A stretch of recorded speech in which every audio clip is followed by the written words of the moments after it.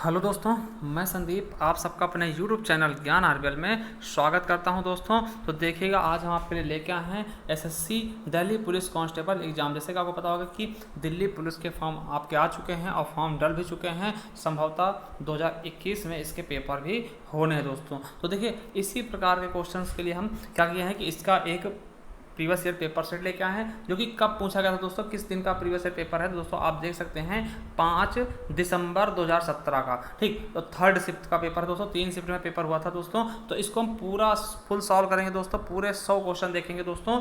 तो आप करना क्या है कि अगर आप चैनल पर नए हैं तो चैनल बने रहे दोस्तों, ठीक है। और क्या करें कि सब्सक्राइब कर ले चैनल को, देखिए। और इसके हमने 2 पार्ट और सॉल्व करा रखे हैं, 2 सेट और सॉल्व करा रखे हैं, ये तीसरा सेट है। इसके आगे बढ़ते रहेंगे दोस्तों इसी तरह से। अगर आप देखना चाहते हैं तो हम लिंक उसका डिस्क्रिप्शन में दे देंगे, या फिर आप हमारे प्ले लिस्ट में जाएंगे तो वहाँ दिल्ली पुलिस के नाम से हमने फोल्डर बना रखा, वहाँ जा करके आप 2 और देख सकते हैं दोस्तों, ठीक है। तो चलिए शुरू करते हैं आज का पेपर। ये आपका कब का है दोस्तों? 5 दिसंबर 2017 का थर्ड शिफ्ट का पेपर है। तो हम एक एक करके देखेंगे, पहले रीजनिंग देखेंगे, फिर जीएस और फिर मैथ दोस्तों। चलिए शुरू करते हैं। देखिए, जो पेपर है ये केंद्र लेवल का होता है, ठीक दोस्तों। केंद्र शासित प्रदेश का है तो केंद्र लेवल का होता है। इसमें सभी राज्य के लोग पेपर अधिकतर डालते हैं दोस्तों। तो देखिए, जो इंग्लिश मीडियम से उनके लिए भी इंग्लिश मीडियम में हो जाएगा दोस्तों, और जो हिंदी मीडियम से पढ़ते हैं उनके लिए हिंदी मीडियम का बहुत ही बेस्ट ऑप्शन है दोस्तों। तो चलिए देखिए, पहला क्वेश्चन क्या था रीजनिंग का। निम्नलिखित प्रश्न में दिए गए विकल्पों में से संबंधित शब्द को चुनिए। पहला है मरीज, हॉस्पिटल। जिस प्रकार मरीज का संबंध किससे? हॉस्पिटल से, उसी प्रकार का विद्यार्थी का संबंध किससे होगा दोस्तों? पढ़ाई से, विद्यालय से, शिक्षक से, या फिर परीक्षा से दोस्तों। तो इसका एकदम सिंपल से जी सा आंसर हो जाएगा दोस्तों, स्कूल से, ठीक दोस्तों, विद्यालय से हो जाएगा। जिस पर पेशेंट का किससे रिलेशन होता है दोस्तों? हॉस्पिटल से, उसका स्टूडेंट का क्या हो जाएगा? स्कूल से दोस्तों, ठीक है। चलिए अगला क्वेश्चन है, देखिए अगला क्वेश्चन है, चुनिए निम्नलिखित प्रश्न में दिए गए विकल्पों में से संबंधित अक्षरों को चुनिए दोस्तों। जिस प्रकार से फ्रेम को LXGSK लिख दिया गया, उसी प्रकार बुक्स को क्या लिखा जाएगा दोस्तों? देखिए सिंपल सा क्वेश्चन क्या है, देखिए इन्होंने क्या किया है कि F में 6 जोड़ दिया दोस्तों, F में 6 जोड़ दिया तो क्या आ गया? L आ गया। फिर क्या किया कि R में 6 जोड़ दिया दोस्तों तो X आ गया दोस्तों। फिर क्या किया है, A में 6 जोड़ा है दोस्तों तो G आ गया, ठीक है, G आ गया आपका। और M में 6 जोड़ा S आ गया दोस्तों, और E में 6 जोड़ा है तो क्या आ गया? कहने का मतलब क्या है कि हर एक उसमें सीरीज में 6 प्लस हो रहा। तो उसी तरह हम B में अगर हम 6 प्लस करेंगे दोस्तों, कितना आ जाएगा? H आ जाएगा दोस्तों। अब O में करेंगे तो U आएगा 6, और O में फिर करेंगे 6U आ जाएगा प्लस करके, ठीक। और अगर हम K में 6 प्लस करेंगे Q आ जाएगा, और S में 6 करते ही दोस्तों Y आ जाएगा। तो ऐसा कोई ऑप्शन आपको दिख रहा है HUUQY? तो दोस्तों दूसरा ऑप्शन बिल्कुल और बिल्कुल राइट है। चलिए अगला क्वेश्चन देखते हैं, तीसरे क्वेश्चन की तरफ चलते हैं दोस्तों। निम्नलिखित प्रश्न में दिए गए विकल्पों में से संबंधित संख्या को चुनिए दोस्तों। देखिए 11 को 33 कर देगा, देखिए यहाँ पर क्या 3 गुना कर देगा दोस्तों। देखिए ऐसे इजी क्वेश्चन आपके दिल्ली पुलिस के कांस्टेबल में पूछे गए। तो 16 का 3 गुना कितना है? 16 48। तो दोस्तों बिल्कुल सही ऑप्शन क्या हो जाएगा हमारा? 4 नंबर, चौथा ऑप्शन बिल्कुल और बिल्कुल राइट हो जाएगा। अगला क्वेश्चन है, निम्नलिखित प्रश्न में दिए गए विकल्पों में से विषम शब्द को छांटिए। विषम शब्द क्या है दोस्तों? पुस्तक, उपन्यास, समाचार पत्र और लेखक। जैसा कि आपको पता होगा दोस्तों कि पुस्तक क्या होती है? पढ़ी जाती है। क्या होती है? पढ़ी जाती है। उपन्यास भी पढ़ा जाता है दोस्तों, समाचार पत्र भी पढ़ा जाता है, मगर लेखक क्या करता है? इन सबको लिखता है दोस्तों, ठीक। तो लेखक क्या है? एक अलग कैटेगरी है, ये एक बिजनेस टाइप का है, ठीक दोस्तों। तो चलिए अगला क्वेश्चन देख लेते हैं। निम्नलिखित प्रश्न में दिए गए विकल्पों में से विषम अक्षर को चुने। विषम अक्षर को चुने, कौन सा? इसमें कौन सा विषम है दोस्तों? ये चुनना है GNUB, या फिर ELSV, या CJQX, या फिर FMTA दोस्तों। देखिए एक चीज हम देखते हैं दोस्तों, इसमें विषम कौन सा हो जाएगा हमारा? दूसरा ऑप्शन विषम होगा। कैसे होगा हम ये आपको बताना चाहते हैं दोस्तों, ठीक। देखिए अगर हम देखते हैं G और N के बीच में कितना गैप है, देखिए अगर हम देखते हैं G और N के बीच में कितना गैप है, तो देखिए G N के बीच में 7 है, फिर N U के बीच में 7 का है, और U B में 7 का गैप है दोस्तों, ठीक है। और C J के बीच में 7 का है, और J Q के बीच में 7 का है, इसमें भी 7 का गैप है, इसमें भी 7 का गैप है, इसमें भी 7 का गैप है, और इसमें भी 7 का ही गैप है दोस्तों, ठीक है। समझ रहे हैं? इसमें भी 7 का गैप है, मगर हम E से L के बीच में आते 7 का गैप है, और L से S के बीच में आते फिर 7 का गैप है, और S से जब V के बीच में आता है दोस्तों तो आपका ये गैप कम हो जाता है। मतलब कितने हो जाता है? STUV है ना, तो 3 का गैप हो जाता है दोस्तों। इसलिए यही क्या हो जाएगा? अलग हो जाएगा, क्योंकि सब में 7 के सभी में गैप है, मगर इसमें शुरुआत में 7 है, मगर लास्ट में क्या 3 है, तो यही क्या हो जाएगा? सबसे अलग है दोस्तों। चलिए अगला क्वेश्चन देखते हैं। निम्न प्रश्न में दिए गए विकल्पों में से विषम युग्म को चुनना है दोस्तों। विषम संख्या युग्म क्या है वो चुनना है। चलिए देखते हैं। देखिए 6 नंबर क्वेश्चन क्या कर रहा है? 3 27, ठीक है। 3 27, 2 8, 4 64 और 7 49। ठीक दोस्तों, 7 49। तो देखिए इसमें विषम क्या है दोस्तों, वो हमें बताना है दोस्तों। तो विषम हमारा कौन सा हो जाएगा दोस्तों, चौथा ऑप्शन क्या हो जाएगा, विषम हो जाएगा। क्यों दोस्तों, ये हमें बताना है। देखिए यहाँ पर क्या है कि दोस्तों 3 का क्यूब दिया गया है, ठीक। 3 का क्यूब क्या है, 3 3 9 3 27। 2 का क्यूब क्या जाएगा, 2 दूनी 4 दूनी 8 हो जाएगा दोस्तों। 4 चौके 16 चौके 64, 4 का क्यूब है। मगर यहाँ पे 7 का वर्ग दिया है दोस्तों, ये क्यूब नहीं है। 7 7 49, ये वर्ग है दोस्तों, ये क्यूब नहीं, इसलिए हमारा ये क्या हो जाएगा, अलग हो जाएगा दोस्तों। उसी प्रकार से फिर हम 7वां नंबर देखते हैं। निम्नलिखित प्रश्न में दिए गए विकल्पों में से विषम युग्म को चुनना है। फिर से दोस्तों विषम युग्म को चुनना है दोस्तों। तो किस प्रकार से चुनेंगे, देखिए इसमें है क्या दोस्तों, ये हम देखते हैं। देखिए इसमें क्या क्या है, 5 35, 6 42, 8 64 और 11 77 दोस्तों। तो इसमें से हमारा भिन्न कौन सा होगा, ये हम आपको बता दें। तो कौन सा हो जाएगा हमारा 8 64। क्यों होगा, देखिए दोस्तों यहाँ पर 5 × 7 किया 35 आ गया दोस्तों। यहाँ पे 6 × 7 का 42 आ गया। यहाँ पे 11 × 7 किया, सब में 7 7 कर रहे हैं, तो ये वाला मिल रहा। मगर इसमें करते हैं तो 8 से 56 आ रहा दोस्तों। तो यही क्या हो जाएगा, हमारा भिन्न है दोस्तों। चलिए अगला क्वेश्चन देखते हैं। दी गई आकृति में कितने त्रिभुज है दोस्तों। वेरी वेरी इंपॉर्टेंट क्वेश्चन है, क्योंकि इस प्रकार के क्वेश्चन आपके एग्जाम में ज्यादातर क्या होता है, पूछ लिए ही जाते दोस्तों। ठीक है, तो इसमें कौन कौन से कितने त्रिभुज है दोस्तों। देखिए इसमें कितने त्रिभुज है दोस्तों टोटल, तो हम बता दें कितने त्रिभुज हैं, 8 त्रिभुज है। कैसे, देखिए आप देखिएगा, अगर हम आपको बताना चाहें, पहला त्रिभुज आपको देखिए ये हो जाएगा, दूसरा ये हो जाएगा दोस्तों, ठीक है, तीसरा ये हो जाएगा और चौथा ये हो रहा है दोस्तों।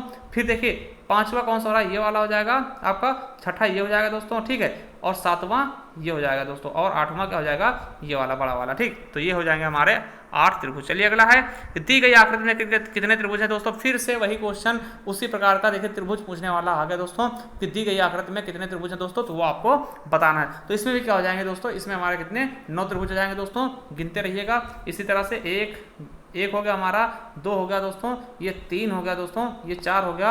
ठीक, अब देखिए ये वाला बड़ा वाला 5 हो गया, ये बड़ा वाला 6 हो गया दोस्तों। ठीक है, इस प्रकार से देखिएगा, एक पूरा ये 7 हो गया दोस्तों। इसी प्रकार से आप निकालते जाएंगे, 2 और निकल जाएंगे दोस्तों, पूरे कितने जाएंगे, 9 हो जाएंगे दोस्तों। अगला है, यदि एक बड़े घन के प्रत्येक अक्ष को 4 समान दूरी के बिंदुओं पर पूर्णतया काटा जाए तो उससे कितने टोटल घन प्राप्त होंगे, कितने छोटे घन प्राप्त हो जाएंगे दोस्तों। तो देखिए अगर हम इनको काटते हैं, कितने उसमें 4 समान दूरियों में काटते हैं दोस्तों, तो कितने हो जाएंगे दोस्तों, तो ये आपको पता होना चाहिए। देखिए एक चीज़ आप समझिएगा, देखिए मान लिया इस प्रकार से कोई घन है, ठीक है, ये हमारा क्या है, घन है दोस्तों। इसको हम 4 भागों में काटते हैं, 1 2 3 और ये 4 दोस्तों, 4 भाग में काटते हैं, और 4 इधर से 1 2 3 और एक और इसमें हो जाएगा 4। देखिए दोस्तों कितने हो जाएंगे, 1 2 3 4 5 और 5 5 करके क्या हो जाएंगे, 5 फिर 5 6 7 8 9 10 11 12 13 14 15 16 17 18 19 20 21 22 23 24 और 25। देखिए 25 यही हो गया दोस्तों, और इसी तरह से 5 और बनेंगे दोस्तों। ठीक है, तो 5 और बन जाएंगे, तो 25 पंचे कितना हो जाएगा, 125 दोस्तों। क्या हो जाएगा, 25 पंचे कितना हो जाएगा, 125। तो हमारा कौन सा ऑप्शन ठीक हो जाएगा, हमारा तीसरा ऑप्शन बिल्कुल राइट हो जाएगा दोस्तों। अगला है, दी गई आकृति में x युक्त फलक के विपरीत क्या आएगा दोस्तों, x युक्त फलक के विपरीत क्या आएगा दोस्तों। देखिए एक चीज बता दें आपको, इनको हम किस प्रकार से देखते हैं दोस्तों। ठीक है, तो इनको हम बता दें किस प्रकार से देखना आपको। ये लूडो का पासा जो है, खुला हुआ पासा है दोस्तों। देखिए दोस्तों, इनमें अपोजिट की बात करते हैं तो ये क्या होता है, थोड़ा सा दूर दूर वाले होते हैं। जैसे x का अपोजिट क्या हो जाएगा, ओ हो जाएगा दोस्तों। ठीक है, x का अपोजिट क्या हो जाएगा, ओ हो जाएगा। और n का अपोजिट क्या होगा दोस्तों, तो r होगा। n का अपोजिट क्या होगा, r होगा दोस्तों। और p का अपोजिट क्या हो जाएगा, z होगा। तो किसका पूछा दोस्तों, तो x का अपोजिट क्या हो जाएगा, o हो जाएगा दोस्तों। तो हमारा दूसरा ऑप्शन बिल्कुल राइट हो जाएगा दोस्तों। समझिएगा, इस तरह से पहचानना सीखिएगा। चलिए 12वें नंबर क्वेश्चन की तरफ चलते हैं। देखिए 12वें नंबर क्वेश्चन क्या है, यदि एक दर्पण को AB रेखा पर रखा जाए तो दी गई उत्तर आकृतियों में से कौन सी आकृति प्रश्न आकृति की सही दर्पण प्रतिबिंब होगी दोस्तों। देखिए आपको पता है क्या, प्रतिबिंब जब दर्पण बनता है, दर्पण क्या करता है, प्रतिबिंब को उल्टा कर देता है, मतलब दाएं का बाएं कर देगा दोस्तों। सॉरी नहीं, उल्टा नहीं, दाएं का बाएं। कहने का मतलब क्या है कि जो ये वाला है वो क्या होगा, इस तरफ आ जाएगा, और ये वाला उस तरफ चला जाएगा दोस्तों। तो इस तरह से हम देखते हैं तो इसमें कौन सा ऑप्शन आपको लग रहा है दोस्तों। तो देखिएगा यहाँ पर समझने वाली बात है कि यहाँ पर कौन सा ऑप्शन केवल और केवल इस तरफ होना चाहिए। एक ये वाला जो इधर उठा होना चाहिए, इस तरफ आना चाहिए। तो इस तरफ हमें केवल और केवल यही दिख रहा है दोस्तों, पहला नंबर। तो यही यही हमारा क्या हो जाएगा, सही हो जाएगा दोस्तों। देखिए दर्पण में दाएं का बाएं होता और ऊपर और पानी में क्या होता, नीचे लेट जाता दोस्तों। ठीक है, अगला है दी गई उत्तर आकृति में उस उत्तर आकृति को चुनिए जिसमें प्रश्न सन्निहित है दोस्तों। तो किसमें ये वाला ऑप्शन किसमें सन्निहित है दोस्तों, ये आपको बताना है दोस्तों। तो कहीं ना कहीं किसमें सन्निहित है वो आपको बताना। जैसे हमारा 13 नंबर क्वेश्चन है और 13 में हम जब चौथे नंबर पर देखते हैं दोस्तों,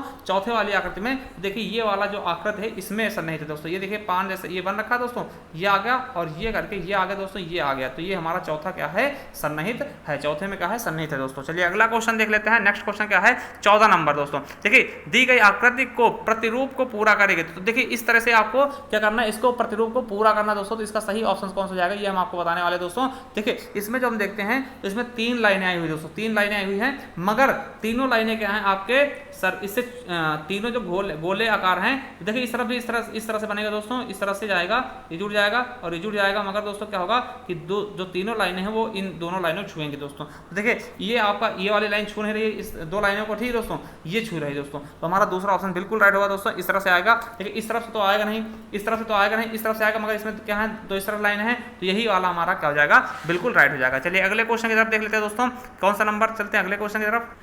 अगला क्वेश्चन क्या कह रहा है, निम्नलिखित विकल्पों में से वह शब्द चुने जो दिए गए शब्दों के अक्षरों का प्रयोग करके नहीं बनाया जा सकता दोस्तों। तो इसमें से कौन सा अक्षर है जो उनके प्रयोग से नहीं बनाया जाएगा दोस्तों। तो क्या होगा, आपका क्रॉप नहीं बनाया जाएगा। क्यों नहीं बनाया जाएगा, क्योंकि यहाँ पे सी तो है ही नहीं, पूरे अक्षर में सी है ही नहीं, तो बस हमने यही पकड़ लिया, सी नहीं भैया, तो इसीलिए नहीं बन पाएगा। अगला है, वह आरेख चुनिए जो नीचे दिए गए वर्गों के बीच का संबंध सही निरूपित करता है दोस्तों। भिंडी, सेब और फल दोस्तों। देखिए भिंडी, सेब और फल, देखिए फल क्या है, सेब तो है ना दोस्तों, फल क्या है, सेब है, मगर भिंडी क्या है, वो सब्जी है दोस्तों। तो भिंडी अलग हो जाएगी दोस्तों, समझिएगा। देखिए ये हम क्या बना लेंगे, ये फल हो गया दोस्तों, ये मान लिया फ्रूट हो गया, फल हो गया, तो इसके अंदर ही क्या होगा दोस्तों, सेब हो जाएगा, तो एप्पल हो जाएगा दोस्तों। और मगर भिंडी क्या होगी, अलग होगी दोस्तों। ये वाला दूसरा ऑप्शन बिल्कुल राइट हो जाएगा दोस्तों। देखिए अंदर क्या हो गई दोस्तों, अंदर हमारी भिंडी हो गई, ठीक, अंदर क्या हो गई, सॉरी अंदर क्या हुआ, सेब हो जाएगा, क्योंकि फल है ना दोस्तों। अंदर क्या हुआ, ये सेब हो गया दोस्तों, और ये बाहर वाला गोला क्या हो गया, आपका फल का हो गया दोस्तों, और ये क्या हो गई, हमारी भिंडी हो गई, लेडी फिंगर, ठीक दोस्तों, ये भिंडी हो गई बाहर, ठीक। तो हमारा कौन सा हो जाएगा, दूसरा ऑप्शन बिल्कुल राइट हो जाएगा दोस्तों। चलिए अगला क्वेश्चन देखते हैं। निम्नलिखित प्रश्न में दिए गए विकल्पों में से प्रश्न चिन्ह के स्थान पर आने वाली संख्या चुनिए। तो प्रश्न चिन्ह के स्थान पर कौन सी संख्या आएगी दोस्तों, तो देखिए प्रश्न चिन्ह वाले स्थान पर कौन सी संख्या आएगी, ये हमको बताना है, इसको लगा करके दोस्तों। देखिए एक चीज इसमें बताया गया है, क्या किया गया है, ये हम आपको बता दें। देखिए इसमें किया गया है कि दूसरे पहले वाले का वर्ग किया गया है और दूसरे वाले का वर्ग किया गया और तीसरे को ऐसे जोड़ देगा। देखिए 2 दूनी 4 और प्लस 6 का 36, 36 4 कितना हो जाएगा, 40 और प्लस 3 इसको जोड़ देगा। इन दोनों को वर्ग किया गया, मगर इसको ऐसे जोड़ा गया, तो ये 43 हो गया। अब इसे हम 25 7 49 और 25 और 49 जोड़ोगे तो कितना आ जाएगा, 5 9 5 14 हो जाएगा, 4 2 6 1 7 हो जाएगा दोस्तों, 74 आ गया। और फिर 2 जोड़ देंगे तो क्या आ जाएगा, 76 हो जाएगा। तो ये भी सेटिस्फाई हो गया दोस्तों। अब इसका देखते हैं, 3 का वर्ग 3 का वर्ग कितना होगा, 3 3 का 9 और 8 8 64 और प्लस 2 जोड़ देंगे तो कितना हो जाएगा, 9 4 13 2 15 5 हो जाएगा और 6 1 7 हो गया। तो कितना आ जाएगा दोस्तों, 75 आ गया। तो 75 हमारा सही ऑप्शन कौन सा जाएगा, दूसरा ऑप्शन बिल्कुल और बिल्कुल राइट है दोस्तों। चलिए अगले क्वेश्चन की तरफ चल देते हैं। ये देखिए ये इससे बहुत अच्छे क्वेश्चन बनते हैं दोस्तों। इसमें आपको बताना है कि दी गई आकृति में कितनी घड़ियां गोल तथा नीली हैं परंतु लाल नहीं दोस्तों। वेरी इंपॉर्टेंट क्वेश्चन होते हैं दोस्तों, इस प्रकार क्वेश्चन आपको समझने ही होंगे दोस्तों। तो इसमें क्या बताना है कि कौन सी घड़ी जो है वो गोल है, नीली है परंतु लाल नहीं। तो देखिए घड़ी वाला ऑप्शन कौन सा दोस्तों, तो घड़ी वाला ऑप्शन ये हमारा क्या है, घड़ी वाला ऑप्शन, ठीक समझिएगा दोस्तों।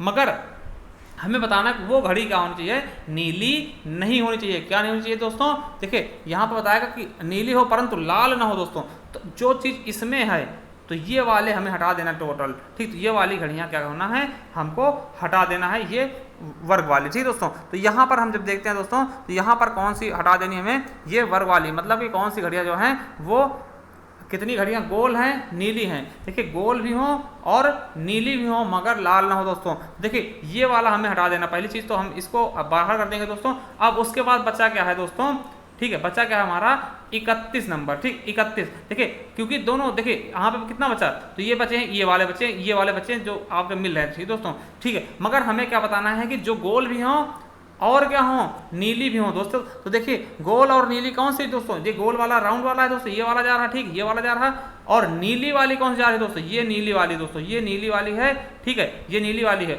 और ये वाली कौन सी है, ये आपकी घड़ी की दोस्तों। यहाँ पर हम देखते हैं कि तीनों कहाँ मिल रही हैं दोस्तों, तो तीनों केवल और केवल 31 से मिल रहे हैं। किस पे, 31 पे। समझिएगा, देखिए ये वाला, देखिए ये 31 के अंदर है ना, ये इसके अंदर क्या है, 31 है दोस्तों, और इस गोले के अंदर भी 31 है दोस्तों, ठीक है। हमें ये वाला लेना नहीं, क्योंकि ये आपको बताएगा कि लाल ना हो दोस्तों। तो केवल और केवल कितने बन है, कितने तीनों चीजें छू रहे हैं, 31 नंबर। तो हमारा ए ऑप्शन बिल्कुल और बिल्कुल राइट हो जाएगा दोस्तों। क्या हो जाएगा, ए नंबर, यानी 31 क्या होंगी हमारी ऐसी घड़ी होंगी, नीली होंगी, गोल होंगी, मगर लाल नहीं होंगी दोस्तों। चलिए अगले क्वेश्चन की तरफ चलते हैं। 19 नंबर क्या कह रहा है, 19 नंबर है, नीचे दिए गए प्रश्न में कुछ कथन और उसके बाद उन कथनों पर आधारित कुछ निष्कर्ष दिए गए हैं। दिए गए कथनों में को सही माने, चाहे उनमें सामान्य ज्ञात तथ्यों से भिन्नता हो।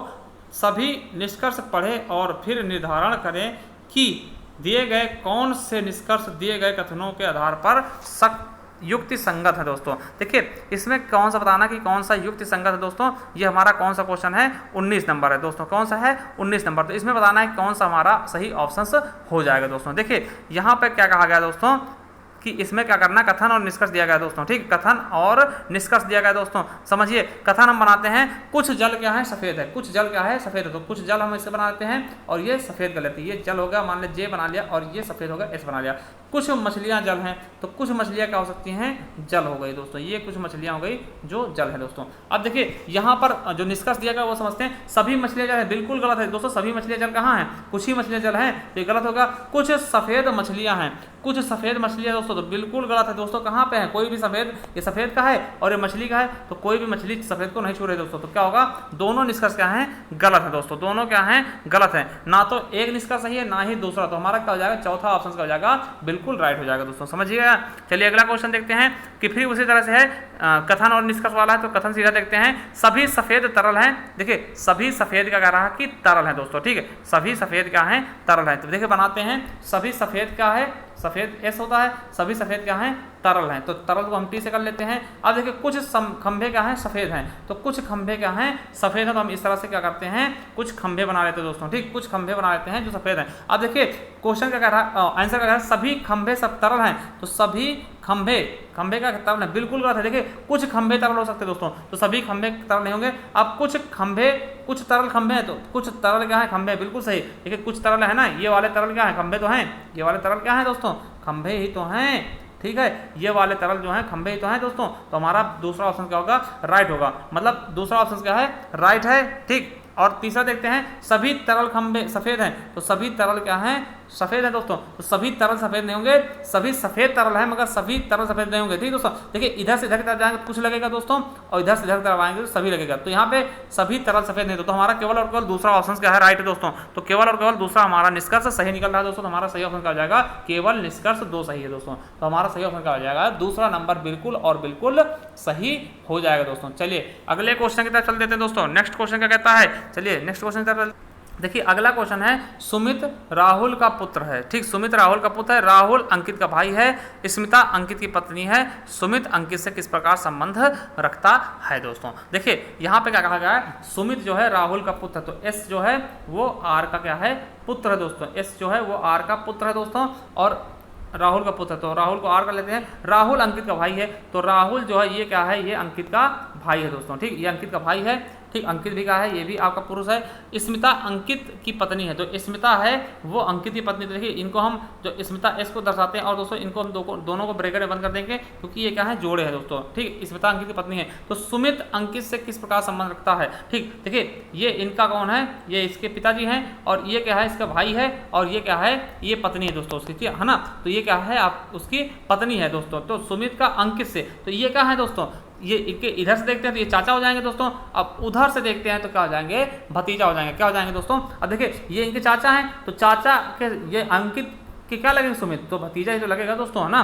तो चलिए हमारा सी ऑप्शन बिल्कुल राइट हो जाएगा। चलिए अगला क्वेश्चन देखते हैं। एच टी का भाई है, ठीक। एच टी का भाई है जो कि आर की पत्नी है, एस आर का पुत्र है तथा एल की पत्नी है। तो टी, एल और टी से किस प्रकार संबंध दोस्तों, तो एल और टी से किस प्रकार संबंध दोस्तों, ये आपको बताना है दोस्तों, ठीक है। देखिए इस प्रकार से लिखा सकते हैं, एच टी की, एच जो है टी का भाई है, एच जो है वो टी का भाई है दोस्तों, तो ये भाई हो जाएगा।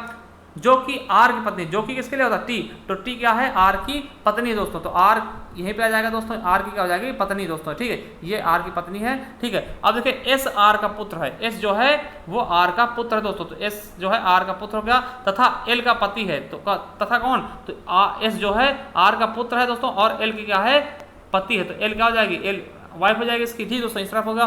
तब देखिए एल और टी में संबंध क्या होगा दोस्तों, एल और टी में, तो देखिए क्या हो जाएगा पुत्र वधु, मतलब क्या है इसकी बहू हो जाएगी ना दोस्तों, तो इसकी क्या है बहू हो जाएगी। देखिए यहाँ पे क्या है, ये दूसरी पीढ़ी में गए तो यहाँ पे क्या हो जाएगा, इसका ये पति है और इसका क्या है लड़का है, तो इसकी क्या हो जाएगी, इसकी भी तो पत्नी थी ना, ये देखिए इसकी माता हो जाएगी, इसकी माता हो जाएगी, तो इसकी क्या होगी सास हो जाएगी, यानी तो इससे इसका रिश्ता क्या होगा, तो इससे इसका रिश्ता क्या हो जाएगा पुत्र वधु होगा दोस्तों। तो हमारा सी ऑप्शन बिल्कुल राइट हो जाएगा, 22 का 22 का हो जाएगा हमारा तीसरा ऑप्शन बिल्कुल राइट हो जाएगा दोस्तों। चलिए अगला देखते हैं, अगला क्वेश्चन क्या कर रहा है हमारा 23 नंबर दोस्तों, देखते हैं ना 23 नंबर का हो जाएगा हमारा। देखिए क्या है कि यदि एक वस्तु का क्रय मूल्य उसके विक्रय मूल्य से 4 गुना है तो लाभ परसेंट क्या होगा दोस्तों, एक वस्तु का क्रय मूल्य उसके विक्रय मूल्य से क्या है क्या है 4/5 गुना है दोस्तों, तो उसका लाभ क्या होगा दोस्तों, ये आपको बताना है दोस्तों, ठीक समझिएगा दोस्तों। देखिए मान लिया कि हमारा क्या है, ठीक है, हमारा क्या है कि एक मान लिया क्रय मूल्य है दोस्तों, ठीक है, क्रय मूल्य है 400 रुपये, अगर मान लिया हमारा क्रय मूल्य 400 रुपये है तो विक्रय मूल्य 4/500 गुना है, ठीक, अगर मान लिया एक मिनट हम देखते हैं, अगर मान लिया हमारा क्रय मूल्य कितना हुआ 500 रुपये है, ठीक 500 रुपये है, तो जो विक्रय मूल्य है दोस्तों क्रय मूल्य उसके विक्रय मूल्य का कितना है 4/5 गुना, तो कितना हो जाएगा 100 हो जाएगा दोस्तों, ठीक 100 हो जाएगा, ठीक। अब मान लीजिए ये 4 था वो 500 था तो ये 100 हो गया दोस्तों, ठीक है। तब प्रतिशत में कितना हो गया दोस्तों, प्रतिशत में कितना हो गया दोस्तों, तो आपको पता है कि अगर हम 100 का 500 का निकालते हैं प्रतिशत कितना होगा, 100 का 500 का परसेंट निकालते हैं 100 से 100 कट जाएगा, और ये काटेंगे 0 कट गया, 5 से काटते हैं तो 20 हो जाएगा,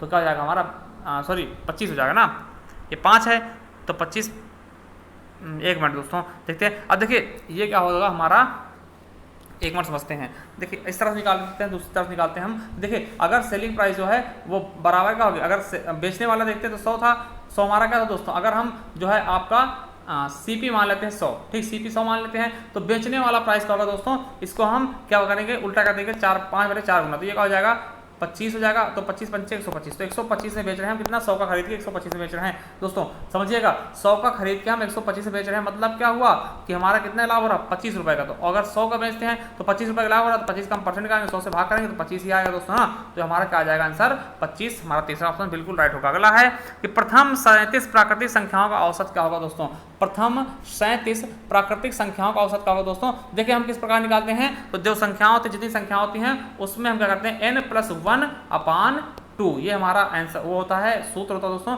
तो 37 + 1/2, तो 38 हो जाएगा, 38/2 कितना हो जाएगा 19 दूना 38, तो हमारा सही ऑप्शन क्या हो जाएगा 4 नंबर 19 ऑप्शन। चलिए अगला क्वेश्चन है, दिए गए प्रश्न में 4 आकृतियां दी गई हैं जिसमें से 3 किसी एक गुण में समान है तथा एक तीनों से भिन्न है दोस्तों, तो भिन्न वाली आकृति को हमको क्या करना है पहचान करना है दोस्तों, तो इसमें से भिन्न कौन सी होगी उसके बारे में हमें बताना है दोस्तों। तो देखिए हमारा कौन सा हो जाएगा सही ऑप्शन, कौन सा हो जाएगा दोस्तों तीसरा नंबर, क्या हो जाएगा तीसरा ऑप्शन क्या हो जाएगा बिल्कुल अलग है दोस्तों। किस लिए अलग है ये हम बता दें, देखिए इसमें क्या है एक बार समझिएगा, इसमें क्या है दोनों विपरीत दिशा में दोस्तों, ये देखिए ये इधर है तो ये इधर है, ये इधर है तो ये इधर है, मगर इसमें दोनों चीज़ें हैं वो एक ही दिशा में कर दी गई हैं दोस्तों, हमारा तीसरा ऑप्शन क्या होगा बिल्कुल और बिल्कुल अलग हो जाएगा दोस्तों। चलिए अगला क्वेश्चन 26 नंबर, दिए गए प्रश्न में 4 आकृतियाँ दी गई हैं जिसमें से 3 किसी एक गुण के आधार पर समान है, एक तीनों से भिन्न है, तो भिन्न वाली आकृति को आपको क्या करना है बताना है दोस्तों। तो भिन्न वाली आकृति कौन सी होगी दोस्तों ये आपको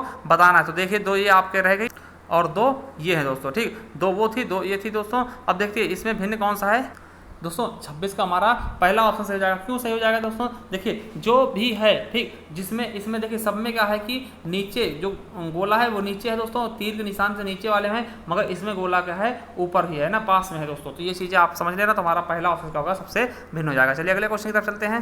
देखिए 27 नंबर क्वेश्चन का क्या है, दिए गए प्रश्न में 4 आकृतियां दी हैं जिसमें से 3 किसी एक गुण के आधार पर समान हैं तथा एक तीनों से भिन्न है दोस्तों। तो भिन्न वाली आकृति को चुनना है दोस्तों। तो भिन्न वाली आकृति क्या हो जाएगी दोस्तों। तो देखिए 27 का हमारा एकदम सिंपल सा क्या है दोस्तों, 27 का हमारा तीसरा ऑप्शन क्या हो जाएगा, भिन्न हो जाएगा, जो कि एकदम ही सरल था दोस्तों। क्यों? क्योंकि देखिए इसमें जो गोला वाला इसमें एक चिन्ह मारा गया, तो ये हमारा सही हो जाएगा तीसरा नंबर। चलिए 28 नंबर क्वेश्चन देखते हैं। 4, 16, 36, 64 दोस्तों। देखिए यहाँ पर कैसे बढ़ रही संख्या, तो 4 का वर्ग कर दिया गया 16 हो गया, और ठीक 4 का वर्ग 16, ठीक। देखिए पहले समझिएगा, 2 का वर्ग 4 हो गया, फिर 4 का वर्ग 16, फिर 6 का वर्ग 36, और फिर 8 का वर्ग 64, फिर क्या हो जाएगा 10 का वर्ग। ठीक दोस्तों, 10 का वर्ग। देखिए सम का वर्ग कर रहे हैं, 2 का वर्ग 4, फिर 4 का वर्ग 16, फिर 6 का वर्ग 36, फिर 8 का वर्ग 64, और फिर 2 का फिर कितना आएगा 10 का वर्ग हो जाएगा। 10 वर्ग क्या हो जाएगा, 10 दहम में 100 हो जाएगा। तो 100 ऑप्शन हमारा राइट हो जाएगा। चलिए अगला क्वेश्चन देखते हैं। निम्नलिखित प्रश्नों में से दिए गए विकल्पों में से लुप्त संख्या ज्ञात करिए। फिर से सीरीज का क्वेश्चन आ चुका है दोस्तों, फिर से क्या हुआ है, सीरीज का क्वेश्चन आ चुका है दोस्तों। ठीक है, तो देखिए करा क्या जा रहा है यहाँ पर, हम देखते हैं तो क्या करा जा रहा है दोस्तों। पहले 14 है, तो 14 का कर दिया कितना 2 गुना, 14 गुणे 2 प्लस 1 कर दिया गया, तो 14 दूना 28 प्लस 1 29। अब देखिए फिर 29 क्या करेगा, 29 गुणे 2 और प्लस 2 कर देगा, मतलब ये जोड़ते जा रहे हैं। ठीक दोस्तों, अब 60 क्या है, 60 गुणा 2 120 हो गया, और प्लस 3 123 हो गया दोस्तों। अब इसका क्या करेंगे, 123 गुणा 2 प्लस 4, तो 123 गुणा 2 प्लस 4 जैसे ही करते हैं दोस्तों, क्या हो जाएगा हमारा 250 हो जाएगा। कितना हो जाएगा 250 दोस्तों। तो हमारा सही ऑप्शन क्या हो जाएगा, दूसरा ऑप्शन। चलिए अगले क्वेश्चन की तरफ चलते हैं। 30 नंबर क्वेश्चन। निम्नलिखित प्रश्नों में से दिए गए विकल्पों में से प्रश्न चिन्ह के स्थान पर कौन सी संख्या आएगी दोस्तों। तो कौन सी संख्या आ जाएगी प्रश्न चिन्ह के स्थान पर, वो आपको बतानी दोस्तों। तो हमारा 30 का सही ऑप्शन क्या हो जाएगा, तीसरा नंबर दोस्तों। इस प्रकार से देखिए चल रही है ये सीरीज चल रही है दोस्तों, तो इसमें क्या हो जाएगा हमारा तीसरा ऑप्शन क्या हो जाएगा, बिल्कुल राइट हो जाएगा दोस्तों। ठीक है, तीसरा ऑप्शन। देखिए यहाँ पर क्या है, ये है तो ये हो गया दोस्तों, ये कट रहा। अब यहाँ पे सिंपल था तो ये क्या हो जाएगा, ये कट वाला आ जाएगा दोस्तों। ठीक, तो यही क्या हो जाएगा हमारा तीसरा ऑप्शन बिल्कुल राइट। चलिए अगला क्वेश्चन देखते हैं। 31 नंबर। निम्नलिखित प्रश्न में दिए गए विकल्पों में से प्रश्न चिन्ह के स्थान पर कौन सी आकृति आएगी, उसको चुनना है। तो देखिए तो दोस्तों यहाँ पर कौन सा हो जाएगा, देखिए इसके स्थान पर कौन सा आ जाएगा दोस्तों, इसके बाद क्या आ जाएगा हमारा, ये दूसरा वाला आ जाएगा दोस्तों। ठीक, ये वाला हमारा क्या आ जाएगा, यही वाला हमारा आंसर आ जाएगा दोस्तों। चलिए अगला क्वेश्चन देखते हैं। नेक्स्ट है, निम्नलिखित प्रश्न में दिए गए चिन्ह के स्थान पर आने वाली आकृति कौन सी होगी दोस्तों। अब 32 नंबर में देखते हैं दोस्तों, 32 वाले में कौन सा हो जाएगा, तो हमारा पहला ही ऑप्शन क्या हो जाएगा, सही हो जाएगा दोस्तों। पहला वाला ये वाला ऑप्शन इसी में आ जाएगा, यहाँ पर क्या हो जाएगा, ये वाला ऑप्शन सेट हो जाएगा दोस्तों। ठीक है, आपको पता है कि ये चल रहा, फिर नीचे आया, फिर ऊपर आया, फिर नीचे आएगा। ठीक दोस्तों, तो ये वाला तीर है वो नीचे आ जाएगा दोस्तों, फिर ठीक, तो फिर ऊपर चला गया दोस्तों, समझ है ना। तो हमारा पहला ऑप्शन सी क्या हो जाएगा, सही हो जाएगा दोस्तों। अगला है, एक विशिष्ट भाषा कोड में, ठीक, एक विशिष्ट भाषा कोड में रॉक को SGFQ लिखा जाता है और लेट तो उसी प्रकार से हम लेट को क्या लिखेंगे दोस्तों। ठीक है, बहुत ही अच्छा क्वेश्चन दोस्तों। इस प्रकार से क्वेश्चन बहुत सारे पूछा जाते हैं। रॉक को क्या लिख दिया गया दोस्तों, SQPF। देखिए R से कितना है, 1 बढ़ा दिया, तो R से 1 बढ़ा प्लस हुआ तो S आ गया। फिर O में कितना 2 प्लस किए तो Q आ गया।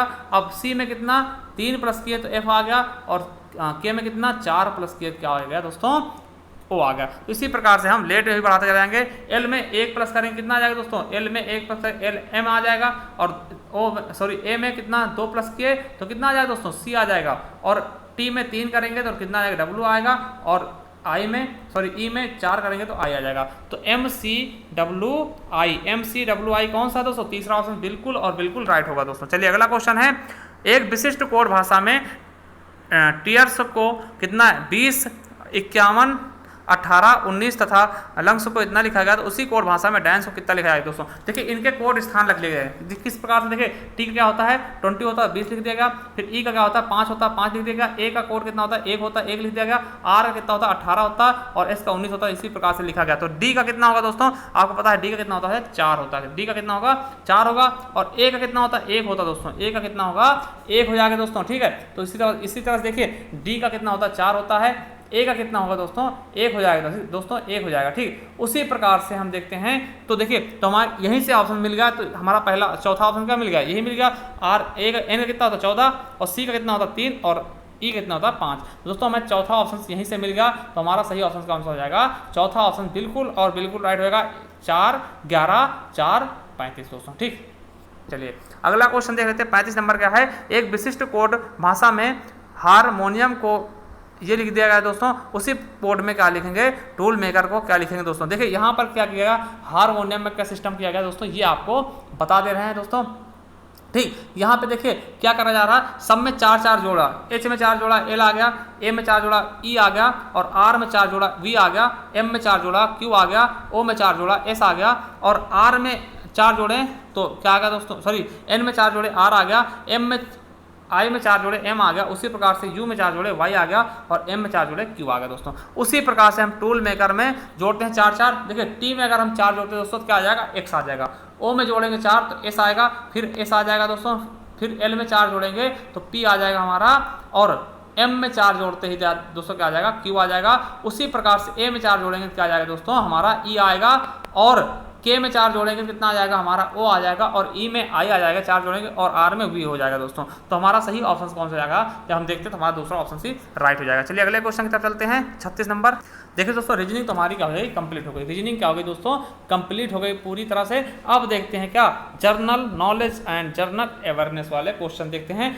36 से शुरू होंगे, 35 क्वेश्चन क्या थे, रीजनिंग के थे दोस्तों। तो अब 36 क्वेश्चन से शुरू करते हैं। देखिए पहला क्वेश्चन है, गैर बैंकिंग वित्तीय कंपनी NBFC बनने के लिए न्यूनतम शुद्ध स्वाधिकृत निधि कितने रुपए होगी दोस्तों, क्या होगी, लाख में बतानी दोस्तों। तो कितना हो जाएगी दोस्तों, 36 का हमारा ए ऑप्शन बिल्कुल सही होगा, 200 लाख रुपए में। ठीक, 200 लाख। चलिए अगला क्वेश्चन है, निम्नलिखित में से कौन सा आर्थिक क्षेत्र को का एक गलत युग्म है दोस्तों। मत्स्य क्या हो जाएगा, प्राथमिक क्षेत्र, और परिवहन द्वितीय क्षेत्रक, और तीसरा हो जाएगा बैंकिंग क्या हो जाएगा, तृतीय क्षेत्रक, या फिर चौथा क्या है, सॉफ्टवेयर कंपनी तृतीय क्षेत्रक। तो दोस्तों कौन सा इसमें गलत है दोस्तों, कौन सा युग्म क्या है गलत है, तो दूसरा हमारा क्या हो जाएगा, परिवहन, ये क्या हो जाएगा हमारा, दूसरा क्षेत्रक नहीं होगा दोस्तों, यही क्या है गलत है। चलिए अगला क्वेश्चन देखते हैं, किस प्रकार के बेरोजगारी में स्नातक तथा स्नातकोत्तर डिग्री पाने वाले युवा नौकरियां प्राप्त नहीं कर पाते दोस्तों। तो ये किस प्रकार की बेरोजगारी होती है, जिसमें क्या है कि आप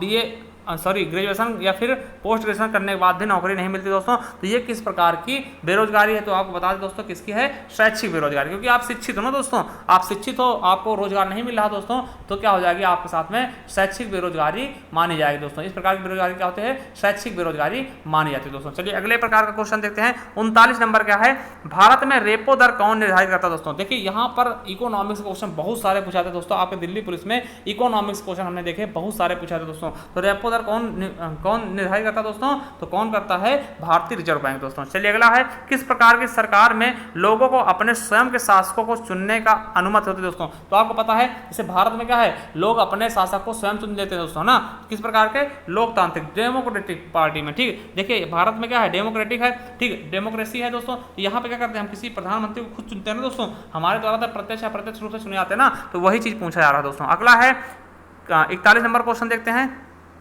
41 नंबर क्वेश्चन का, भारतीय संविधान के अनुसार किस परिस्थिति के अंतर्गत अव्यक्ति की नागरिकता स्वतंत्रता नागरिकों से छीन ली जाती है दोस्तों।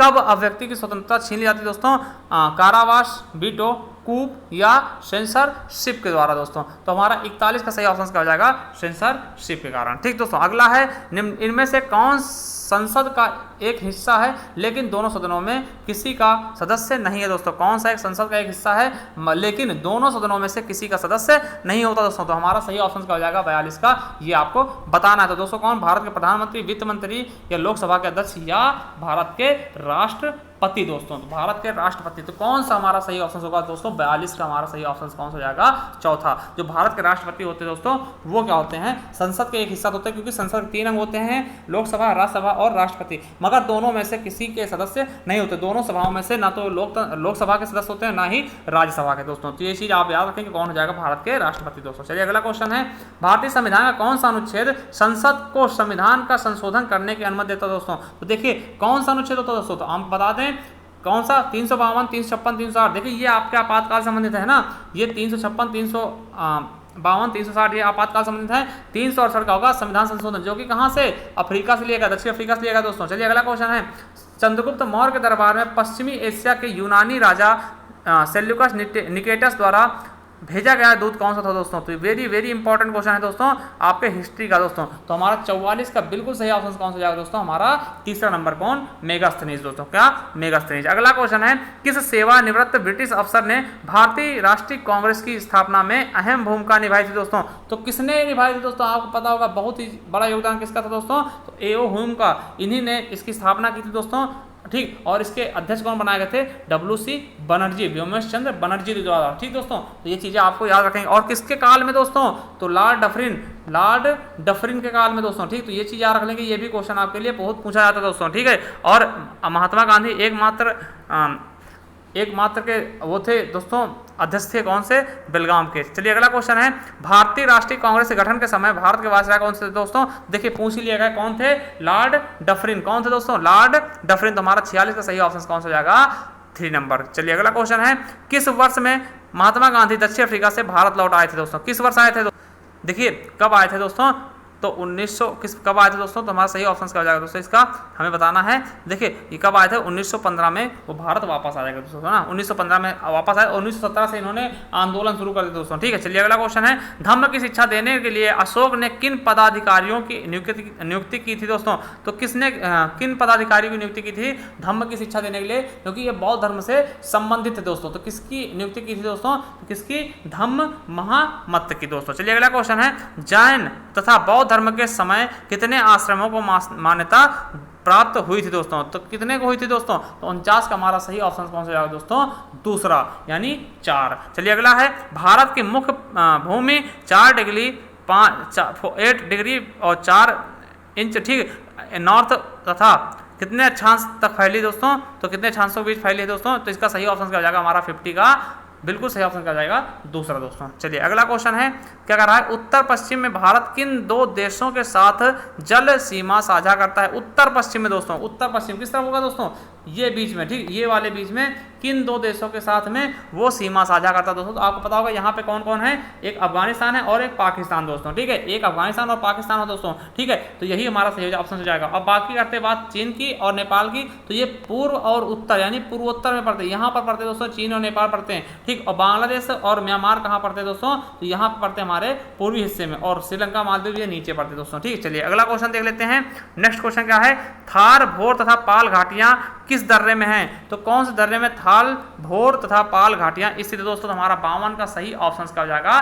पहला, किसमें? पश्चिमी घाटियों में। किसमें दोस्तों? पश्चिमी घाटियों में। तो हमारा ए ऑप्शन बिल्कुल राइट हो जाएगा दोस्तों। अगला क्वेश्चन है, निम्नलिखित में से कौन सा हिमालय की नदियों के बारे में सत्य नहीं दोस्तों? तो हिमालय की नदियों के बारे में कौन सा ऑप्शन सत्य नहीं है दोस्तों? ये आपको बताना है, इनमें पूरे वर्ष पानी रहता है, या ये केवल वर्षा से पानी प्राप्त करती हैं, या ये वर्षा पिघलते बर्फ से पानी प्राप्त करती हैं, या इसमें से बेहतर 12 मासी होते हैं दोस्तों? ज़्यादातर क्या होती हैं? 12 मासी होते हैं दोस्तों। इसमें सही ऑप्शन क्या हो जाएगा? दूसरा ऑप्शन बिल्कुल राइट हो जाएगा, ये केवल वर्षा से पानी प्राप्त करती है दोस्तों। चलिए अगला क्वेश्चन देखते हैं।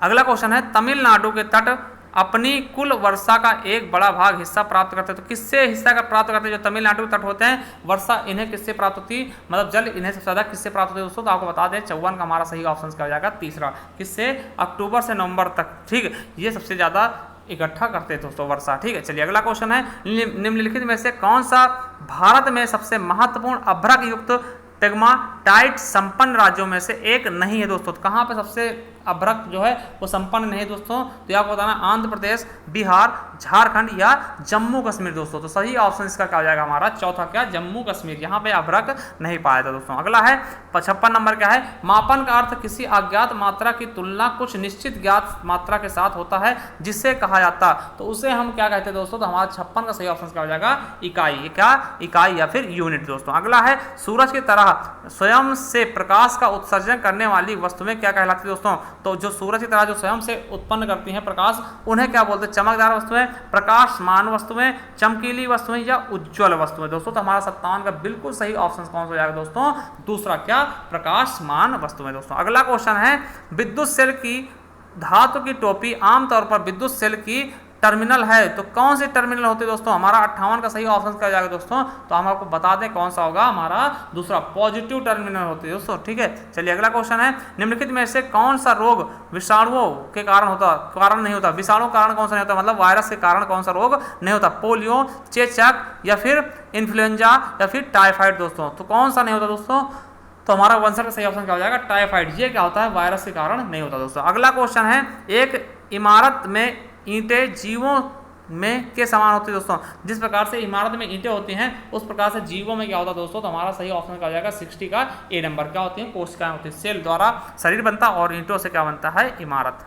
अगला क्वेश्चन क्या है, पदार्थ जो आमतौर पर स्वाद में कड़वे होते हैं तथा छूने पर साबुन से प्रतीत होते हैं, कहलाते हैं दोस्तों। उन्हें हम क्या कहते हैं, जो छूने स्वाद में क्या होते हैं, कड़वे होते हैं, मगर छूने में साबुन जैसे लगते हैं दोस्तों, उनको हम क्या बोलते हैं दोस्तों। तो हमारा सही ऑप्शन क्या हो जाएगा, क्षारक, क्या बोलते हैं, बेसिस। ठीक, चलिए अगला क्वेश्चन है, कुछ समय के लिए खुले में छोड़े गए लोहे के एक टुकड़े पर भूरे रंग की झिल्ली के रूप में अर्जित पदार्थ होती है, क्या होती है, जंग होती है, मिट्टी होती है, धूल होती है, या फिर नमक होता है दोस्तों। तो आपको पता होगा क्या होगा, जंग बोलते हैं उसको, जो जंग लग जाती है ना लोहे पे, लोहे क्षणों पर, ठीक, ऑक्सीकरण के कारण। चलिए अगला क्वेश्चन है, सेल्यूलोज का एक बहुलक है, तो सेल्यूलोज का एक बहुलक क्या है दोस्तों, फ्रक्टोज, ग्लूकोज, सुक्रोज या गैलेक्टोज दोस्तों। तो हमारा सही ऑप्शन क्या हो जाएगा, 63 का बिल्कुल सही ऑप्शन क्या हो जाएगा, ग्लूकोज दोस्तों। चलिए अगला क्वेश्चन है, धुएं तथा कोहरे से बनी वातावरण में मोटी कोहरे की तरह परत क्या कहलाती है दोस्तों। धुएं तथा कोहरे में बनी मोटी परत की तरह परत को क्या बोलते हैं दोस्तों, आपको बताना है। धुंध बोलते हैं, स्मॉग बोलते हैं, स्लॉग बोलते हैं, या फिर एरोसोल बोलते हैं, या सस्पेंशन बोलते हैं दोस्तों। तो क्या हो जाएगा हमारा सही ऑप्शन,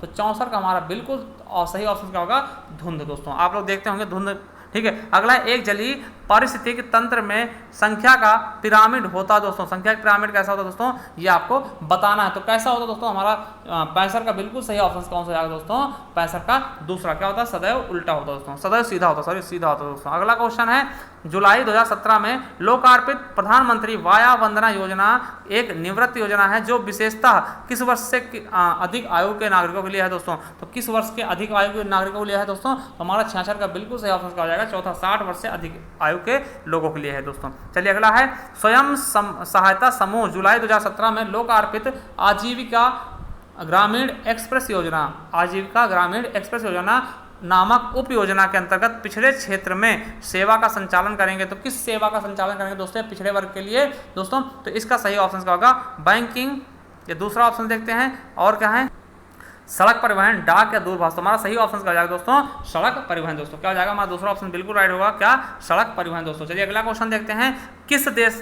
ने 5 नवंबर 2017 को अंतरिक्ष में सफलतापूर्वक 2 Boe-3 उपग्रहों का प्रक्षेपण किया दोस्तों। तो हमारा सही ऑप्शन क्या होगा, 68 का बिल्कुल सही ऑप्शन हो जाएगा हमारा तीसरा दोस्तों, क्या हो जाएगा, चीन ने दोस्तों। अगला क्वेश्चन है कि चीन ने 27 अक्टूबर 2017 को हाइड्रोजन ईंधन सेलों द्वारा संचालित दुनिया की पहली हाइब्रिड इलेक्ट्रिक का लोकार्पण किया। तो कौन सी हाइब्रिड इलेक्ट्रिक क्या है दोस्तों, जो हाइड्रोजन सेल के ईंधन सेलों द्वारा संचालित की गई दोस्तों। तो हमारा 69 का सही ऑप्शन क्या जाएगा, तीसरा, ट्राम दोस्तों। चलिए अगला क्वेश्चन देखते हैं, क्या कह रहा है, 17 नंबर, किदाम्बी श्रीकांत ने किसे हराकर पुरुष एकल वर्ग में 2017 का French open super series badminton का खिताब जीता दोस्तों। तो हमारा सही ऑप्शन क्या होगा, 70 का एकदम बिल्कुल सही ऑप्शन क्या होगा, ये हमको बताना दोस्तों। तो इसका सही ऑप्शन क्या होगा, हमारा तीसरा हो जाएगा, जापान के केंता निशिमोटो को। चलिए अगला क्वेश्चन है, बीसीसीआई ने वर्ष 2017 में किस खिलाड़ी को खेल में अपने योगदान के लिए पद्म विभूषण पुरस्कार से मनोनीत किया दोस्तों। तो किसको किया दोस्तों, तो हमारा 71 का बिल्कुल सही हो जाएगा,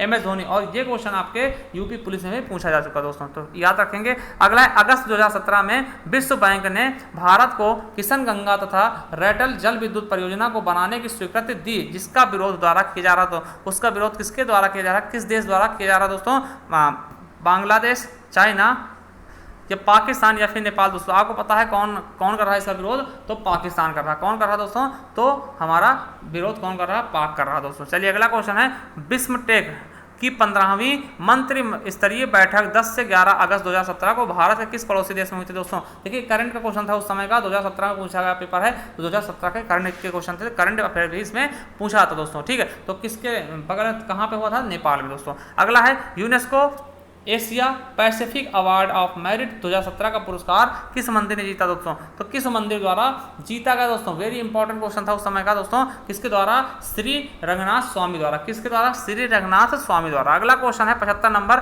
कृष्ण सोबती को 2017 में किस प्रतिष्ठित पुरस्कार के लिए चुना गया दोस्तों। तो किस प्रतिष्ठित पुरस्कार दिया गया दोस्तों इनको, ज्ञानपीठ, साहित्य अकादमी पुरस्कार, व्यास सम्मान, या फिर सरस्वती सम्मान दोस्तों। तो हमारा 75 का सही ऑप्शन क्या हो जाएगा, ज्ञानपीठ पुरस्कार दोस्तों, इनको दिया गया था दोस्तों, ठीक है। इनकी रचनाएं बहुत सारी थी दोस्तों, ठीक है, दुखम सुखम, है ना, सूरजमुखी अंधेरे में, इस तरह से दोस्तों इनकी बहुत सारी रचनाएं थी दोस्तों। ठीक है, और अगर बात करते हैं प्रथम ज्ञानपीठ पुरस्कार किसको दिया, तो किसको दिया गया था दोस्तों, ये आपको हमें कमेंट बॉक्स में कमेंट करके बता देना दोस्तों। ठीक है, चलिए अगला क्वेश्चन देखते हैं। 25 सितंबर 2018 को गठित भारत के प्रधानमंत्री के आर्थिक सलाहकार परिषद में कितने सदस्य थे दोस्तों, तो आपको बता दें कितने सदस्य थे दोस्तों, तो कितने थे, 5। चलिए अगला क्वेश्चन देखते हैं। 77 नंबर का कह रहा है 8 नवंबर 2017 को भारतीय केंद्रीय वित्त मंत्रालय के अंतर्गत केंद्रीय उत्पाद शुल्क तथा सीमा शुल्क बोर्ड ने गेहूं पर आयात शुल्क को दोगुना कर तय कर दिया दोस्तों। कितना तय कर दिया दोस्तों, तो हमारा 77 का बिल्कुल सही ऑप्शन आ जाएगा तीसरा, 0.2। कितना, 0.2 दोस्तों। अगला है 78 नंबर। 1 नवंबर 2017 को केंद्रीय मंत्रिमंडल ने में सहकारिता तथा आपसी सहयोग पर भारत तथा आर्मेनिया के बीच एक समझौते को मंजूरी दी। कौन सा समझौता था दोस्तों, ये आपको बताना दोस्तों। तो हमारा 78 का बिल्कुल सही ऑप्शन का हो जाएगा तीसरा, सीमा शुल्क यानी कस्टम मामले में। ठीक दोस्तों, चलिए अगला क्वेश्चन देखते हैं। नेक्स्ट क्वेश्चन क्या कहता है, 79 क्वेश्चन क्या है। संयुक्त राज्य अमेरिका तथा इजराइल ने अक्टूबर 2017 में किस अंतर्राष्ट्रीय संगठन में उसे इजरायली विरोधी ठहराते हुए सहभागिता वापस ले ली दोस्तों, तो किसके कब ले ली दोस्तों, तो इसका हमें बताना। 79 का बिल्कुल सही ऑप्शन का जाएगा चौथा, किस कहाँ पे, यूनेस्को में। कहाँ पे दोस्तों, यूनेस्को में। चलिए अगला क्वेश्चन है 80 नंबर। एक अध्ययन के अनुसार भारत चीन को पीछे छोड़ते हुए नवंबर 2017 में दुनिया का शीर्ष उत्सर्जक हो जाएगा। तो क्या उत्सर्जित करेगा, सबसे ज़्यादा उत्सर्जित क्या करेगा दोस्तों, तो ये अनुमान है दोस्तों, क्या करेगा, सल्फर डाइऑक्साइड दोस्तों। क्या, सल्फर डाइऑक्साइड SO2 दोस्तों जानते होंगे, ये क्या करता है, आपके जो अम्लीय वर्षा होती है उसमें कारगर होता है दोस्तों। ठीक, कार्बन डाइऑक्साइड जानते हैं, कार्बन मोनोऑक्साइड का होता है CO दोस्तों। ये क्या करता है कि इसके दम घुट, ये जो अंगीठी होती है उससे निकलता है दोस्तों। अगला क्वेश्चन है, पश्चिमी अंटार्कटिका के नीचे उस गहरे स्रोत का नाम क्या है जो नासा के अनुसार बर्फ के पिघलने के कारण बर्फ की चादर के नीचे झीलों तथा नदियों का निर्माण में समझाता है दोस्तों। तो सही ऑप्शन का हो जाएगा इसका, उसे हम क्या कहते हैं दोस्तों, तो उसका सही ऑप्शन का हो जाएगा मेंटल प्लूम दोस्तों। चलिए अगला क्वेश्चन है 82 नंबर। किस राज्य की सरकार भारतीय महिला क्रिकेट खिलाड़ी हरमनप्रीत को DSP के तौर पर नियुक्त करने जा रही है दोस्तों, तो किस राज्य सरकार, जहां इनका जन्म है दोस्तों वही सरकार, कौन सी, पंजाब। आपको बता दें हरमनप्रीत ने 53 बॉलों में एक शतक मारा था दोस्तों, जो कि बहुत ही विख्यात है दोस्तों। ठीक, सबसे तेज शतक मारने वाली बन गई थी भारतीय महिला दोस्तों, इसीलिए इनको कैप्टनसी भी दी गई थी T20 क्रिकेट की दोस्तों। चलिए अगला 83 नंबर क्या है। 11 अगस्त 2017 को दक्षिण पूर्व एशिया क्षेत्र में शारीरिक गतिविधि के लिए विश्व स्वास्थ्य संगठन मतलब WHO गुडविल एम्बेसडर के रूप में किसे नियुक्त किया गया दोस्तों, तो 83 का हमारा सही ऑप्शन क्या हो जाएगा दोस्तों, हमारा सही ऑप्शन क्या होगा चौथा, क्या, मिल्खा सिंह को दोस्तों। मिल्खा सिंह को आप लोग जानते होंगे दोस्तों, ये क्या है, धावक है दोस्तों। ठीक है, चलिए अगला क्वेश्चन देखते हैं।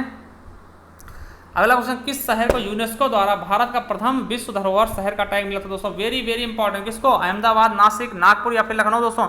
बहुत ही चर्चित क्वेश्चन था दोस्तों, किसको दिया गया दोस्तों। ठीक है, तो किसको दिया गया दोस्तों, हमारा 84 का बिल्कुल सही ऑप्शन कौन सा जाएगा दोस्तों, 1 नंबर, क्या, अहमदाबाद दोस्तों। किसको, अहमदाबाद को दोस्तों यूनेस्को का विश्व धरोहर शहर का टैग दिया गया दोस्तों। ठीक है, ये पहला ऐसा मौका था जब भारत को मिला है दोस्तों। ठीक है, अगला क्वेश्चन, किस शहर में चीन ने अपना प्रथम साइबर न्यायालय लोकार्पित किया दोस्तों, तो किस शहर में क्या था दोस्तों, ये आपका करंट क्वेश्चन था दोस्तों। 85 का बिल्कुल सही ऑप्शन कौन सा जाएगा, दूसरा, कहाँ पे, हांगजो में दोस्तों। ठीक है, अब देखिए 85 तक हमने देख लिए क्या, जीएस का क्वेश्चन। अब देखेंगे क्वांटिटी एप्टीट्यूड यानी मैथ क्वेश्चन देखेंगे दोस्तों। ठीक है, 86 से लेकर के हम मैथ क्वेश्चन देखने वाले दोस्तों 100 तक। देखिए दोस्तों, यहाँ पूछा गया दो संख्याओं का योग 16 है तथा उनका अंतर कितना है, 2 है। दोनों संख्याओं का गुणनफल क्या होगा। देखिए ऐसी संख्या कोई देख लेते हैं तो क्या हो जाएगा, देखिए 9 और 7 देखते हैं तो 9 + 7 कितना हो जाएगा, 16 हो जाएगा दोस्तों। अगर 9 से 7 घटाते हैं तो 2 हो जाएगा, 9 - 7 2 हो जाएगा। देखिए ये भी सेटिस्फाई होगा, ये भी। देखिए अगर पहली संख्या, एक संख्या हम क्या मान लें, 9 मान लें और दूसरी क्या मान लें, 7 मान लें। देखिए दोनों के बीच में दोनों का योग कितना होगा, 9 - 7 16 हो गया दोस्तों।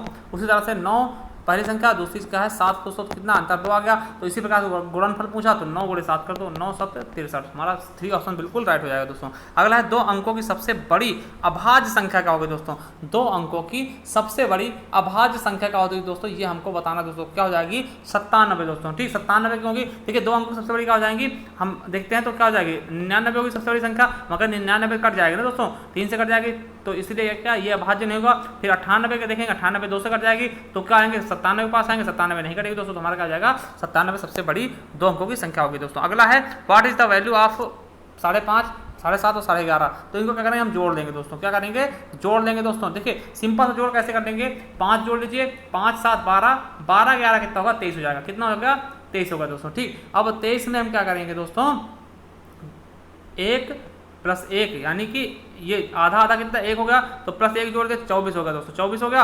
अब 24 और फिर बटा कितना 1/2, तो 24 सही 1/2, तो 24 दूना 48/2, ठीक। तो क्या हो जाएगा, सॉरी 24 48 और 1 हो जाएगा ना दोस्तों, तो कितना हो जाएगा हमारा 88 का हमारा बिल्कुल सही ऑप्शन का हो जाएगा पहला, तो 49/2 हो जाएगा। कैसे करना ये समझाते हैं आपको दोबारा से। देखिए करना क्या होता है, जब इस तरह से हो क्वेश्चन तो हम क्या करेंगे, देखिए 5 ऐसे जोड़ देंगे, 5 + 7 + 11, फिर इनको ब्रैकेट में करके इनको अलग जोड़ देंगे, 2 1/2 1/2 और प्लस 1/2। तो ये हम देखते कितना 7 5 12 और 12 और 11 कितना होगा दोस्तों 23 हो जाएगा ना, 23 हो जाएगा।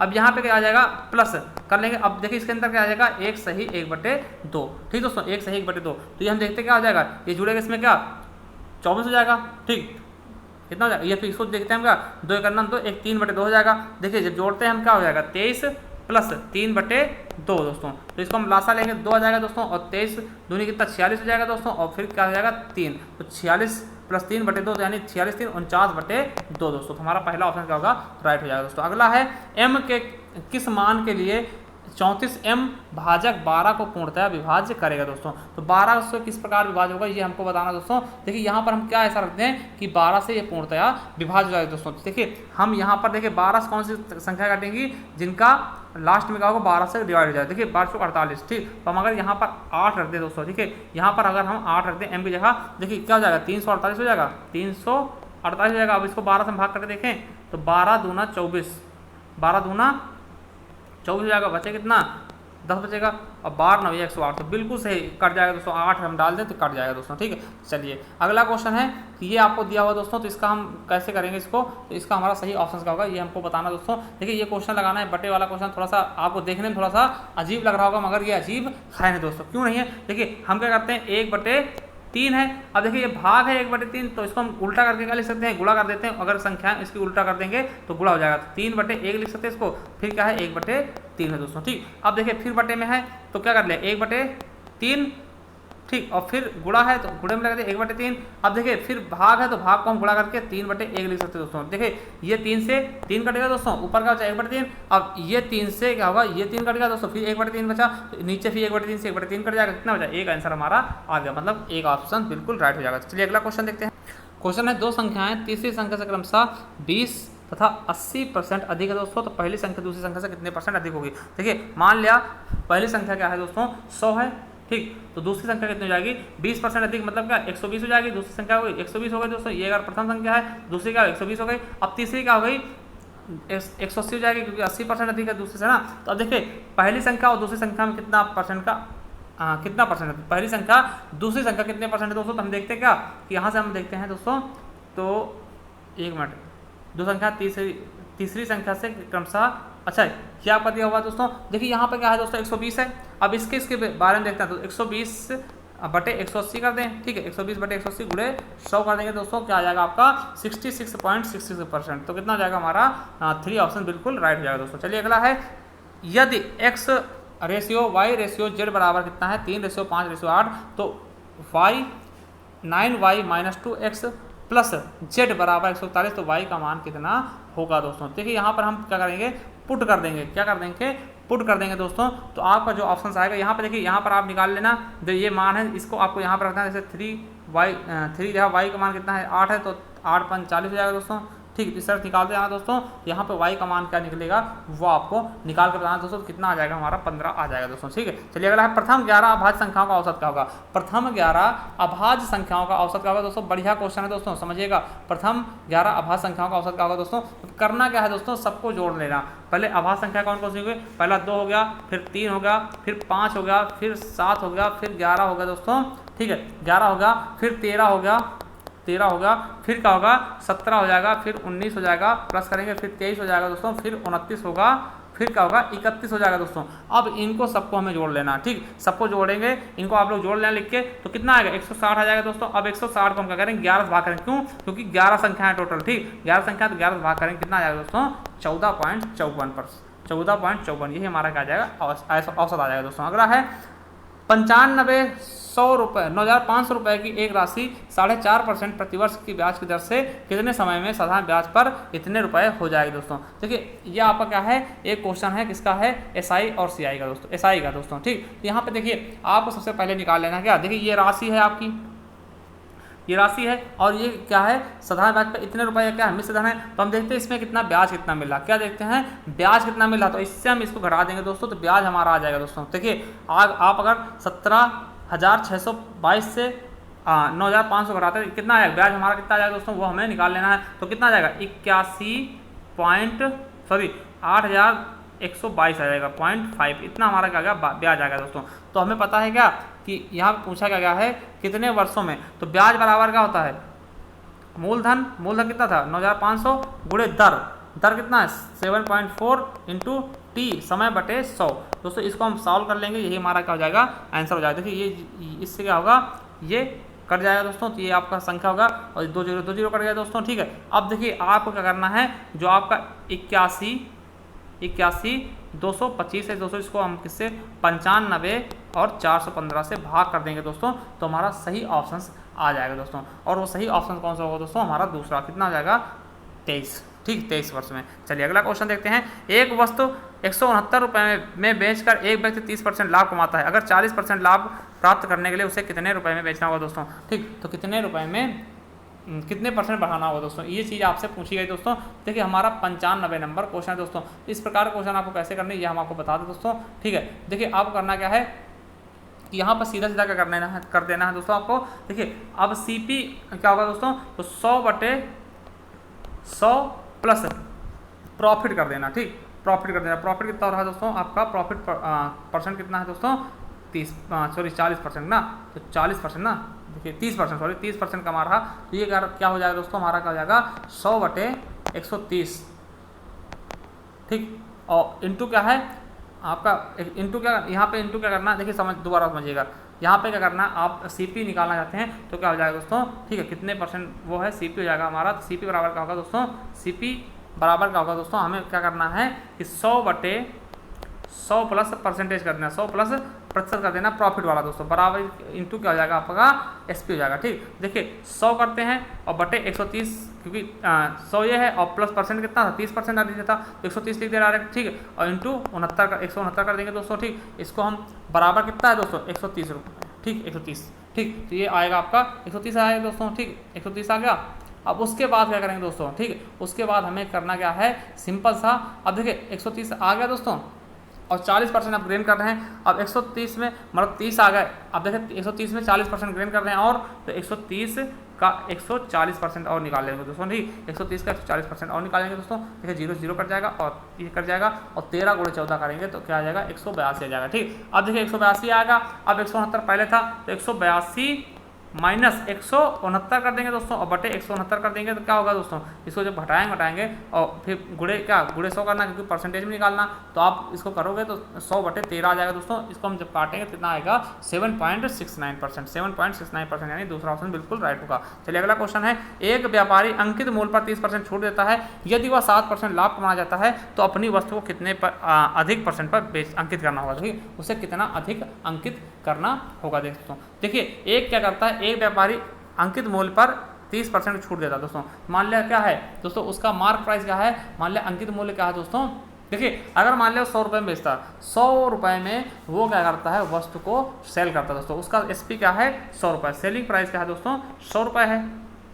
ठीक, अब वो अंकित मूल्य मान लिया एक्स, तो जो हम उसको अंकित मूल्य क्या बोलते हैं, मार्क प्राइस को अगर वो एक्स मान लेता है दोस्तों। अब देखिए क्या करता है वो कि उस पर 30% छूट देता है, मतलब क्या 70% बचा होगा, तो अंकित मूल्य का क्या 70% दोस्तों, 70% ये होगा।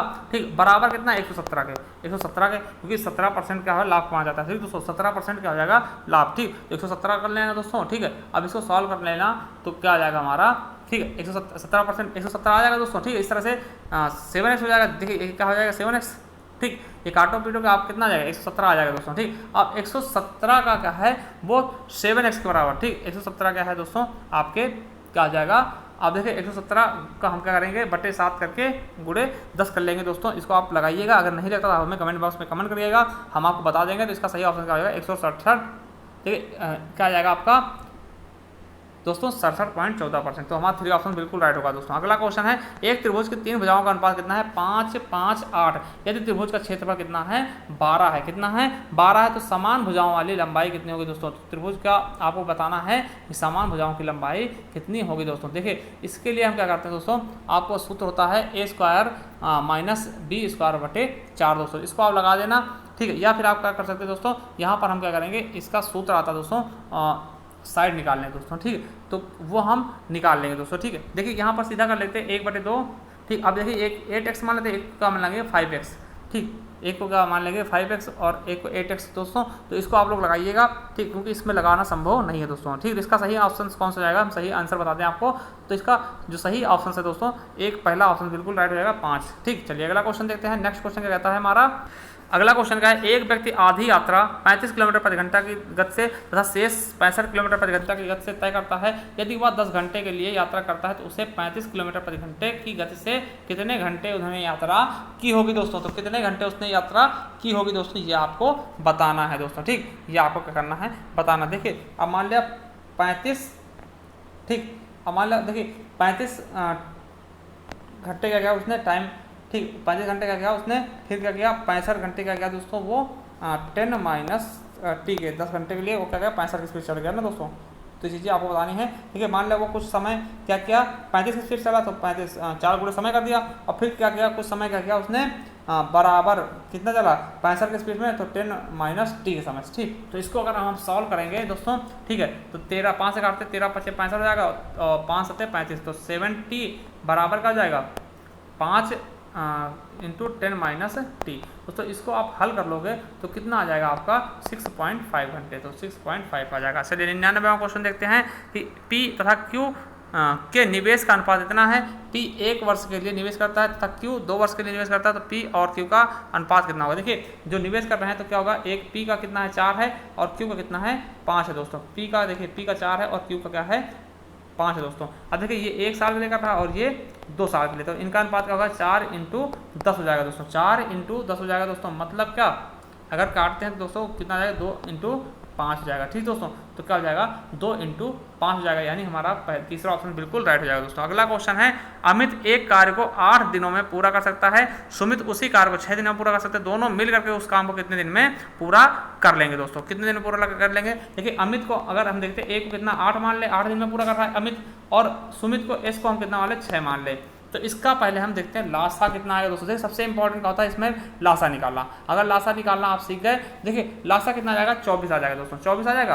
अब देखिए अमित एक दिन में किसी काम एक दिन में कितना काम करता है 8 करता है, और सुमित कितना करता है 6 करता है दोस्तों। तो इसका हम लासा निकाल लें तो देखिए 24 काम है टोटल। तो अगर 24 काम को अगर अमित एक दिन में 8 काम करेगा तो कितने दिन लग जाएंगे 8 × 24। अगर सुमित एक दिन में 6 काम करता है उसको कितने दिन में लग जाएंगे काम करने के लिए, तो 6 को 4 दिन 6 करके 4 दिन काम करेगा तो 24 काम खत्म होगा। अब देखिए दोनों मिलकर अभी देखिए अमित एक दिन में कितना काम कर रहा है, कितना कार्य क्षमता उसकी 3 है और सुमित की कितनी 4 है, तो दोनों मिल जाए कितना काम कर लेंगे दिन में 7 कर लेंगे दोस्तों। तो हमारा अब देखिए करवाना कितना 24 काम करवाना है, तो 24/7 हो जाएगा हमारा सही आंसर, ठीक। 24/7 हमारा सही आंसर हो जाएगा, तो यानी चौथा ऑप्शन बिल्कुल राइट हो जाएगा दोस्तों। तो देखिए हमने टोटल कितने क्वेश्चन 100 क्वेश्चन देख लिए दोस्तों, ठीक है। अगर मैथ के किसी भी क्वेश्चन में आपको प्रॉब्लम है तो हमें बताइएगा, और अगर और भी पेपर आप हल करवाना चाहते हैं दोस्तों तो हमें बताइएगा, हम और भी पेपर हल करेंगे दोस्तों। अब वीडियो आपको कैसी लगी आप हमें कमेंट बॉक्स में जरूर बताइएगा, और आपको अगली वीडियो की जो हमने 2 वीडियो आपके शूट किए हैं दोस्तों, मतलब इसी के रिलेटेड, मतलब कि आपके दिल्ली पुलिस के प्रीवियस ईयर पेपर हमने सॉल्व किए हैं, वो आपको डिस्क्रिप्शन में उसकी लिंक दे दी जाएगी, आप वहां जाकर के देखिएगा दोस्तों, और हमें कमेंट बॉक्स में कमेंट जरूर करिएगा कैसा लगा आपको वीडियो। थैंक यू, धन्यवाद दोस्तों।